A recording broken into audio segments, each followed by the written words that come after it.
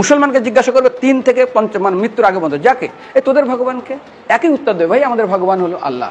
হিন্দুদেরকে যদি একই প্রশ্ন করা হয় ভাই তোদের ভগবানকে কনফিউজ 100% হিন্দু 100% কনফিউজ জানে না ভগবানকে। এটা 3 রকমের ধর্মের লোক বেশি আছে, খ্রিস্টান, ইসলাম আর হিন্দু।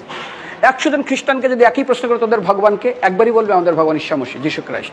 মুসলমানকে জিজ্ঞাসা করবে 3 থেকে 5 মানে মৃত্যুর আগে পর্যন্ত যাকে এই তোদের ভগবানকে একই উত্তর দেবে ভাই আমাদের ভগবান হলো আল্লাহ। হিন্দুদেরকে যদি একই প্রশ্ন করা হয় ভাই তোদের ভগবানকে কনফিউজ 100% হিন্দু 100% কনফিউজ জানে না ভগবানকে। দ্বিতীয়ত যদি তুই মুসলমানকে জিজ্ঞাসা হয় তোরা মসজিদে কেন যাচ্ছিস, ওদের শিখানো হয় মসজিদে যেতে হবে নামাজ আদায় করার জন্য। সপ্তাহে ওরা 100% একদিন মসজিদে যাবেই। তুমি যদি খ্রিস্টানদের জিজ্ঞাসা করো তোমরা কেন কোথায় যাবে, কোথায় যাও না, আমাদেরকে একদিন তারা চার্চে যাবে কেন, ঈশ্বরে প্রার্থনা করার জন্য। ওদের শেখানো হয় জন্মের থেকে, এটা সংস্কার।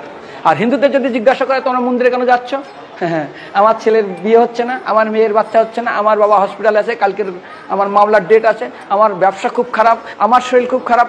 99.99 হিন্দু জানে না মন্দিরে কেন আসা উচিত, তাদের ভগবানকে মৃত্যুর পরে কোথায় যাবে। মুসলমানকে জিজ্ঞাসা করবে মৃত্যুর পর কোথায় যাবে, বলবে ভাই নামাজ রোজা যদি না করি দোজকে যাবো অর্থাৎ নরকে যাব। যদি হিন্দুদেরকে জিজ্ঞাসা ওদেরকে বলবে আর যদি করো নামাজ রোজা করি তাহলে বেহেশতে স্বর্গে যাব। যদি খ্রিস্টানদেরকে জিজ্ঞাসা করো এই তোমরা যদি আমরা ঈশ্বর আরাধনা করি হেল অর্থাৎ নরকে যাব। যদি বলা হয় যদি করো ঈশ্বর আরাধনা তাহলে তোমরা হেভেন স্বর্গে যাব। আর হিন্দুদেরকে বলে যে তোমরা মারার পরেই 99% হিন্দু এটাই বলে, মিথ্যাই বলে আমার বাবার সাজ্ঞানে স্বর্গে গিয়ে বসেছে। তোর বাবা কি জমি কেনা আছে নাকি স্বর্গে?